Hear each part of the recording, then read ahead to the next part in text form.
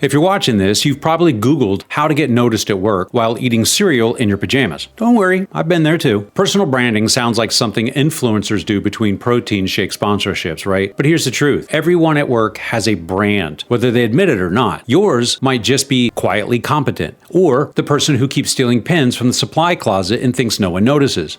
Pam. Today, we're going to talk about how to own your professional identity without turning into that coworker who posts LinkedIn quotes about hustle culture at 5 a.m. If you're new here, welcome. I'm Thrive. I spent decades in corporate America, so you don't have to. I help people escape the 9-to-5 rat race and use their knowledge to create their own business and start living life on their own terms. If you're looking to do the same thing, download my free Escape the 9-to-5 blueprint through the link in the description. Now look, I'm not here to turn you into a corporate robot or teach you how to manipulate people with power poses. I'm here because I've made every workplace mistake possible, and somehow I still managed to keep a job. So grab a coffee or something stronger if that's your thing, and let's get real about shining at work while keeping your sanity intact. First things first, authenticity doesn't mean oversharing or bringing your entire personality to work. We've all met that coworker who says, "I'm OCD," while reorganizing the supply closet. Don't be that person. Not every personality trait needs to be on display at the Monday morning meetings. Instead, ask yourself, what makes me useful to this team? What makes me me? What would people miss if I called in sick for a week? And no, my snack drawer isn't the answer we're looking for.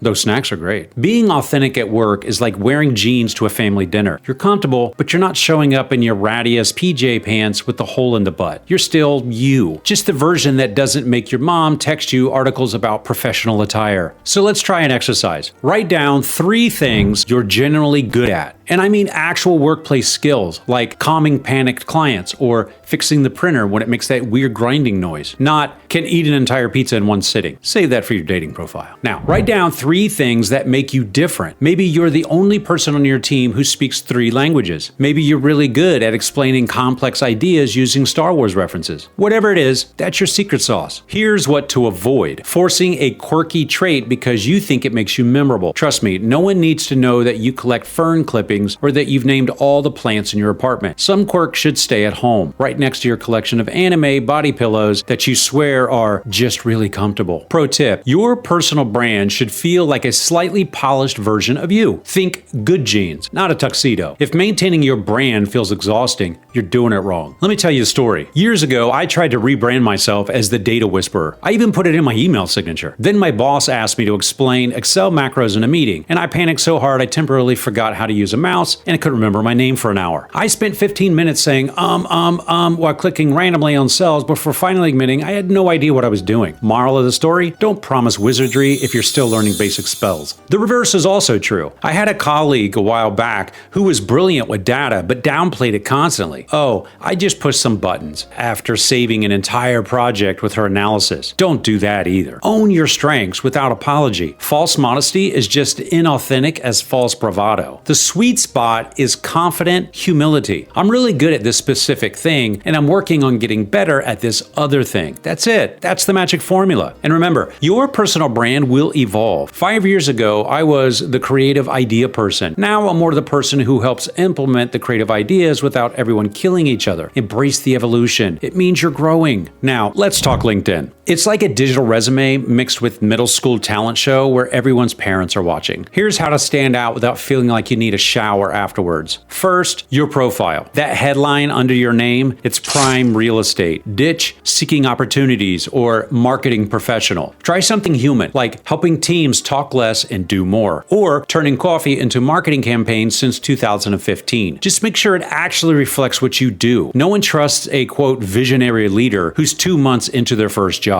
Now, your about section shouldn't read like a robot wrote it. Results-driven, professional leveraging synergies across multiple verticals. That makes everyone's eyes glaze over faster than a mandatory HR meeting. Instead, tell a story. I started my career accidentally setting the office microwave on fire. 10 years later, I'm leading a team of 20 and we have a strict no popcorn policy. See? Memorable. Now, for posting, here's my rule. For every humble brag, excited to announce I've been promoted, share something useful or vulnerable. Example, here's how I completely messed up a project last month and what I learned from my spectacular faceplant. People remember honesty more than success stories. And please, for the love of all things professional, stop with the "I'm humbled and honored to announce I've been named top dog walker under 30. You're not humbled. You're the opposite of humbled. You're pumped and want everyone to know about it. Just say, "I'm thrilled," and move on. Connection requests are another minefield. Stop sending "I'd love to align our synergies in this dynamic marketplace" to strangers. They know you copy and pasted that garbage. Try, "Hey, your post on burnout really resonated with me. Any tips for unplugging after work hours?" Actual humans talk to each other like actual humans. LinkedIn comments matter too. Don't just write "great post" under everything. Add value. This reminds me of what our team tried last year. We found X worked better than Y because that's how you get noticed. By being thoughtful, not by being everywhere. Here's a real talk moment. I once posted a motivational quote about rising and grinding at 5 a.m. My cousin immediately commented, "Since when do you wake up before noon? Last time I visited, you called 9 a.m. the middle of the night." Busted. Never again did I pretend to be something I'm not online. And one more thing about LinkedIn. It's not Instagram. We don't need to see your casual, candid shot taken by a professional photographer while I gaze thoughtfully at my laptop. A simple, clear headshot where you look approachable. It's perfect. Save the artistic angles for your other social media. Office politics isn't evil. It's just human nature in fluorescent lighting. Anytime you put more than 2 people in a room with a limited coffee supply, politics happen. You don't have to be a backstabber, but you need to pay attention. First, observe who holds the real power. Hint, it's not always the person with the impressive title. In my last job, the CEO made all the announcements, but everyone knew Janet in operations actually ran the place. Nothing happened without Janet's approval, even though her official title was administrative coordinator. Find your Janet.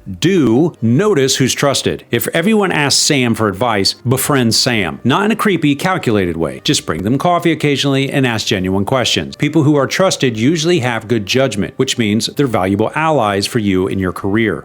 Don't badmouth Todd from HR, even if Todd implemented a new timesheet system that requires 17 different passwords and a blood sample. Office complaints are like boomerangs. They always come back to hit you square in the face.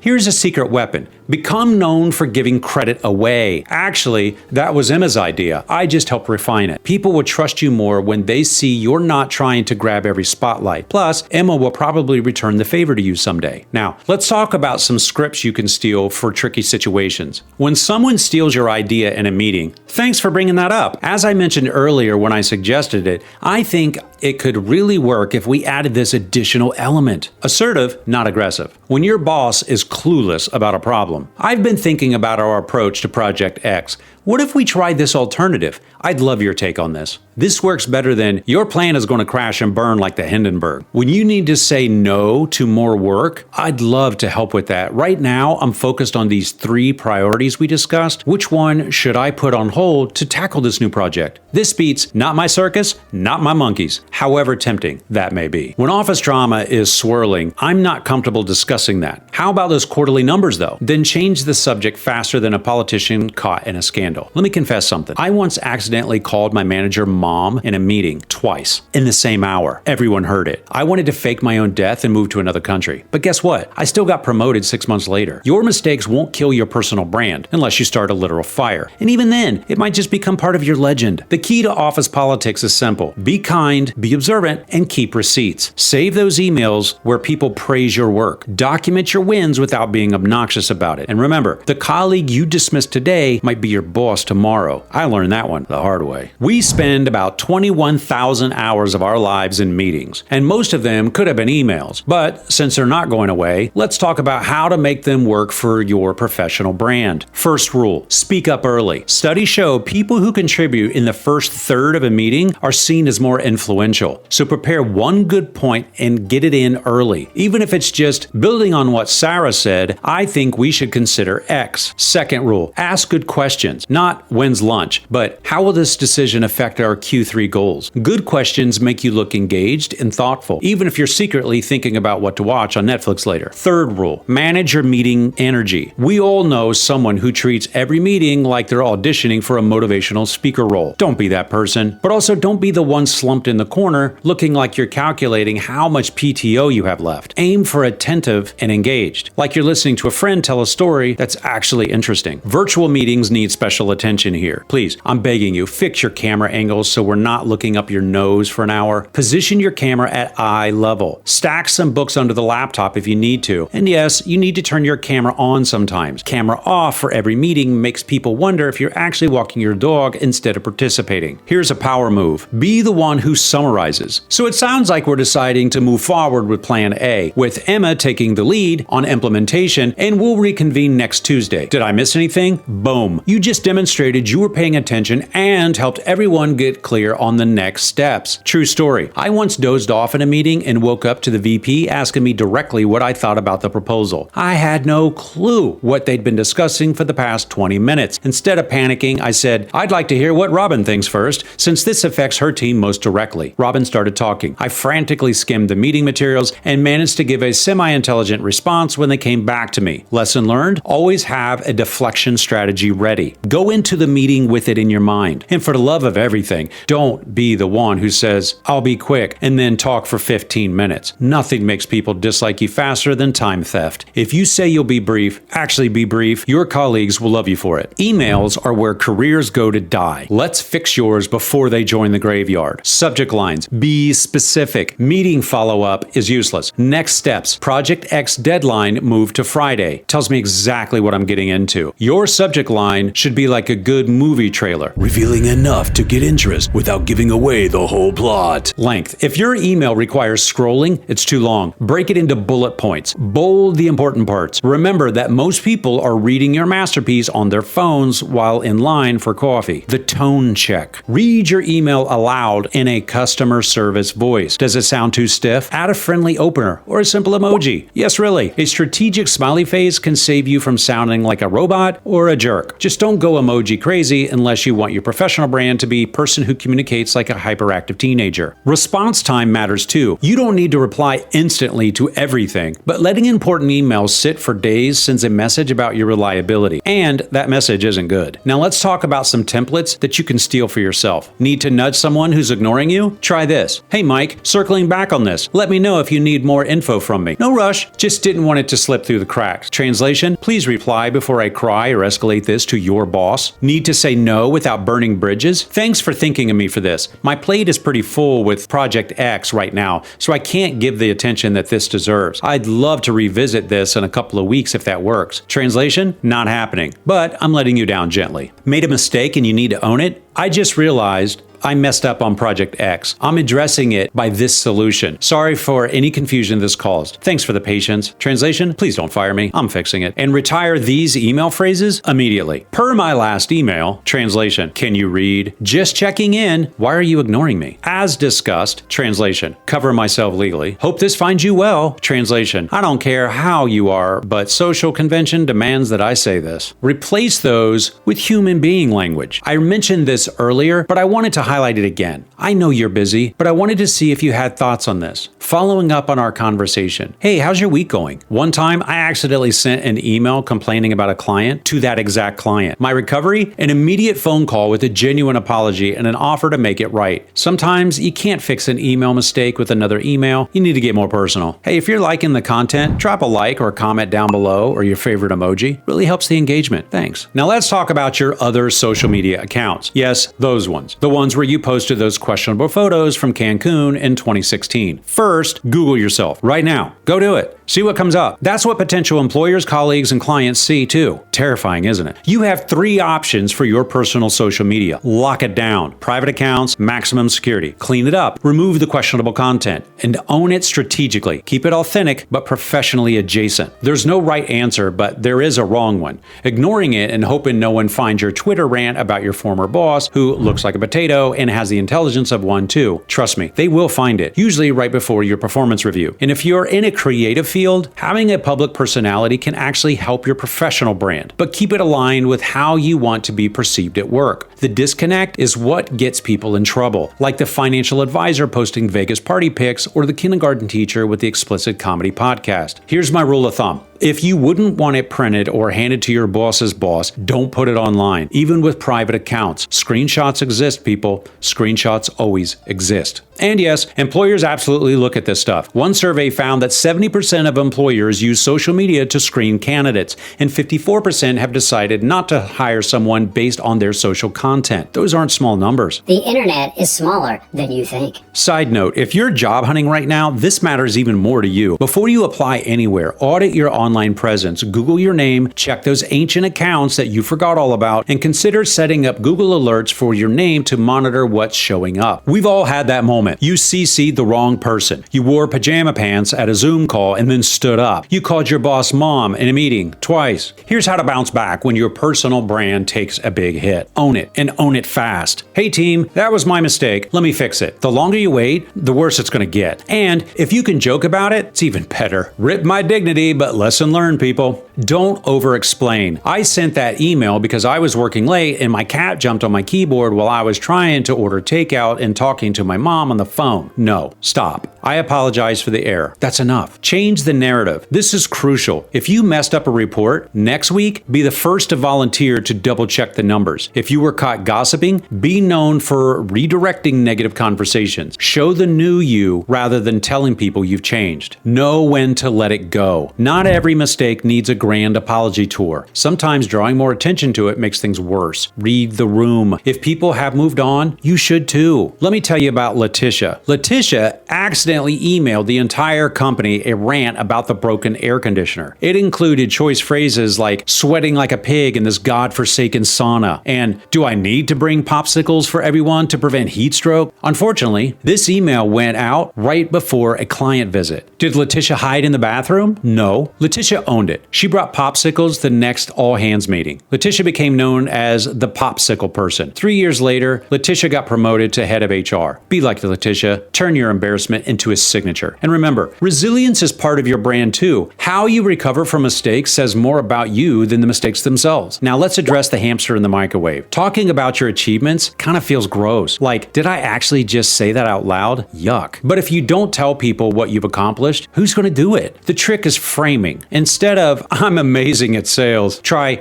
I found that approaching customers with X strategy has improved my closing rate by 30%. You're sharing the same information, but as a helpful insight rather than a brag. Documentation is your friend. Keep a wins folder with positive feedback, project results, and quantifiable achievements. This isn't just for performance reviews, it's for those moments when imposter syndrome kicks in and you need to remind yourself that you actually do know what you're doing. Deploy the rule of 3. When sharing accomplishments, sandwich them between appreciation and deflection. I'm grateful the team trusted me with this project. We increased conversion rate by 25% using the new approach. It really showed the power of our collaborative process. See how that feels less braggy than I crushed it and increased rates by 25%. In your face. Timing matters too. Don't drop achievements into unrelated conversations like some kind of achievement bomb. Nice weather we're having. By the way, I saved the company $50,000 last month. Boom. There's a time and there's definitely a place. Team meetings, one-on-ones with your manager, and performance discussions are your green zone for appropriate self-promotion. Here's something I learned the hard way. Different audience need different highlights. Your boss cares about bottom line impact. Your colleagues care about how you can help them. Clients care about your relevant experience to their problem. Tailor your professional story accordingly. True confession time. I once tried to casually mention a successful project during a team lunch, and I knocked over an entire glass of water onto my laptop in my enthusiasm. Nothing undermines your professional achievements quite like frantically blotting your keyboard with napkins while shouting, "Rice! I need rice!" Sometimes the universe has its own way of keeping you humble. Thanks, universe. Your personal brand exists beyond your current job. Let's talk about how to develop it in ways that create opportunities, not just promotions. Industry events are goldmines, but don't just attend, participate. Ask questions in sessions, talk to speakers afterwards. The person sitting next to you might be your next boss, colleague, or client. I met one of my biggest clients because we both reached for the last mini quiche at a conference buffet. Professional connections can start in the strangest ways. Consider creating content. A simple LinkedIn article once a quarter, a thoughtful comment on industry news, a presentation at a local meetup. You don't need to become an influencer with a ring light and a catchphrase. Just share your perspective consistently. Join professional groups where your target contacts hang out. But don't just join, contribute, answer questions, share resources. Be helpful without an immediate agenda. The goodwill you build will return to you in tenfold. Mentor others when you can. Nothing establishes your expertise like helping someone else develop theirs. Plus, today's interns intern might be tomorrow's hiring manager. The professional world is surprisingly small and very circular. Find your niche. You can't be known for everything, but you can be known for something specific. Maybe you're the person who explains complex technical concepts in simple language, or the one who always brings projects in under budget, or the presentation wizard who can make quarterly results actually interesting. Pick your specialty